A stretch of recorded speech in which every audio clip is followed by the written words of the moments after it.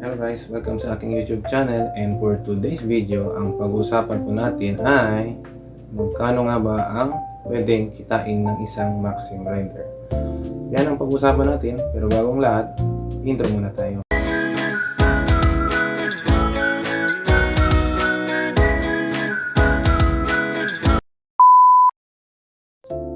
Ako po ang inyong tatanungin kung magkano kaya ang pwede mong kitain kapag ikaw ay naging Maxim Rider. Ang sagot ko po dyan ay hindi ko po alam. Pero sa video ito, naghanda po ako ng mga notes, mga estimation ko to. Bale, kinumpute ko na siya at ipapaliwanag ko na lang sa iyo. Kasi may kasabihan naman tayo, no? Numbers never lie. Okay, simulan na natin. Sabihin na natin, naging Maxim ka tapos hindi ka pa priority. Alam naman natin kung sa pagiging delivery rider, kung gusto mo talagang magka-quota o ma-reach yung quota mo, dapat magbiyahe ka up to 10 to 11 hours. Sabihin na natin yung 1 hour sa 11 hours ay iyong break time. Siyempre, kailangan din natin magpahinga. So, sa first example ko na ito, sabihin na natin nagbiyahe ka ng 10 hours. 10 hours sa isang araw, no? Tapos, ang nakakomplete nung delivery, umaabot lang ng 15 minutes. So, gawin natin ang computation. Sa 10 hours times 60 minutes divided by natin sa 15 minutes. So, ang equivalent nun na estimation kung ganun kakabilis mag-complete ng deliveries is nasa 40 bookings yun. Wow! Sana all. At actually, doable siya pero mahirap. Pero sabihin na natin ay nagawa mo, no? So, 40 bookings times ang target natin dito is 50 pesos. 50 peso per lang. So, sa reality or sa actual talaga is hindi natin yan masabi kung 50 ba, minsan sobra pa, minsan mababa pa doon. Pero sabihin na lang natin is nagawa mo ito yung target mo, 50 pesos per deliver. Kasi yung mga nasa 50 pesos, ang distance yan is nasa 3 kilometers, 2.5 to 3 kilometers, 50 pesos na yun. So, 40 bookings times 50 pesos, ang total niyan is nagawa mo sa isang araw is 2,000 pesos. Tapos, minus pa ng 18% kasi nga, sa example na to is hindi ka priority. So, 18% yan ang bawas sa'yo. Kasi pag nag-priority ka, kompleto yung years mo is 15% lang. 15% lang, 15% na. So, pero dito sa example natin is hindi ka priority. So, minus 18% is equivalent to 1,640 na lang siya. Tapos, ang estimation ko dito is nagamit mong gasolina. Estimation ko lang baka less pa. Pero sabihin natin dito, ang nagamit mong gasolina dito is 3 liters.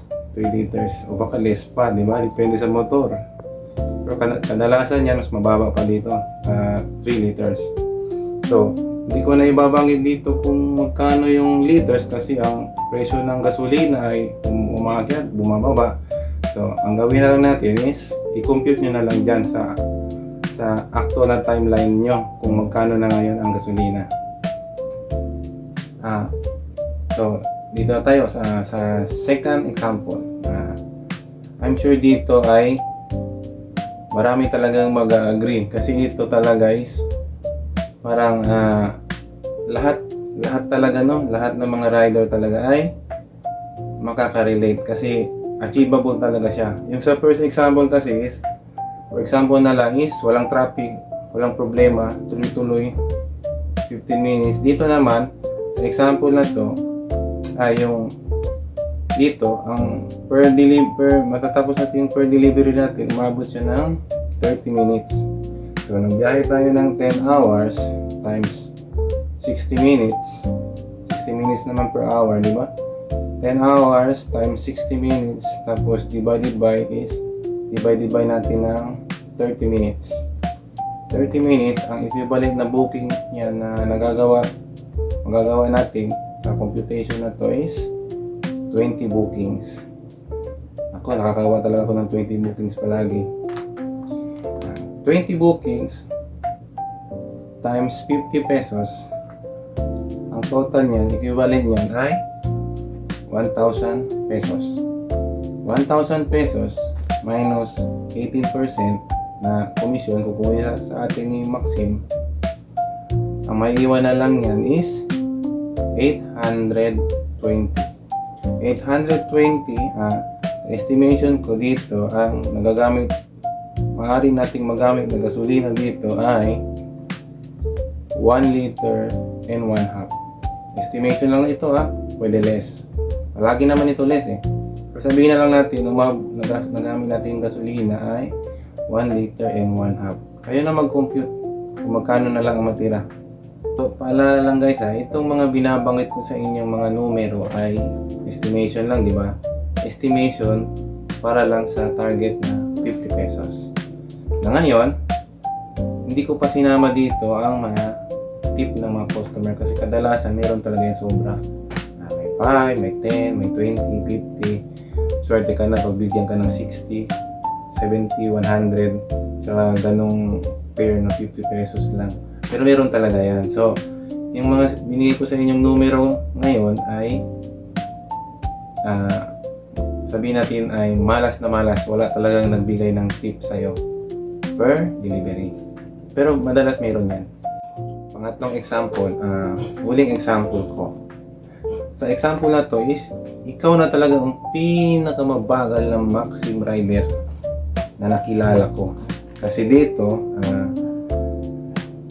per delivery, natatapos umabot siya ng 45 minutes. Grabe, 2 to 3 kilometers lang, umabot ka talaga ng 45 minutes. Iba naman, malaking sayang naman yan sa oras, no? Pero, kung i-compute natin. Kumain ka ng 10 hours, tapos, times 60 minutes, tapos, i-divide natin sa 45 minutes. So, equivalent niya na nagawa mong booking ay 13 bookings. Wow, 13 bookings. Mahina na yun. Ngayon, 13 bookings times 50 peso is umabot lang siya ng 650. 650. Mahina na yun Pero, hindi pa rin pero, paano ba sabihin ko sa inyo? Dito kasi sa Sambuanga kasi ang minimum kasi hindi abot ng 600 na yun Imagine nyo na lang kung tumaas ang minimum ngayon, tataas din ang delivery fee namin kasi ginagamit namin yung motor namin. 650 minus 18%, ang matitira na lang yan is 553 pesos. Tapos, ang nagamit dito estimation na gasolina ay 1 liter lang ng gasolina. So, kayo na mag-compute kung magkano na lang yung natira. So guys, hanggang dito na lang tayo sa video ito. Alam ko naman in the future, yung mga bagong rider ay malalagpasan nyo rin ng mga lumang rider na katulad ko. Baka mas marami pa kayong magawang booking kaysa amin. Depende yan sa diskarte nyo. So kung hindi pa kayo Maxim rider at gusto nyo maging Maxim rider, mag-iwan ako ng link sa description. Ang registration link ay nasa baba. Tapos sa mga nanonood ngayon, huwag nyo naman kalimutan na i-like itong video kung nagustuhan nyo. Tapos mag-comment kayo sa baba kung mayroon kayong mga tanong at pag-usapan natin. Tapos kung hindi pa naging subscriber ko, mag-subscribe naman kayo. Kasi guys, araw-araw ay mayroong bagong nangyayari sa buhay ng Maxim. Kung gusto nyong maging updated para maka-equip kayo ng mga kaalaman kung paano lumiskarte at saka makaiwas sa problema, ay mag-subscribe na kayo sa channel ko. Hanggang dito lang tayo guys. Salamat sa panonood.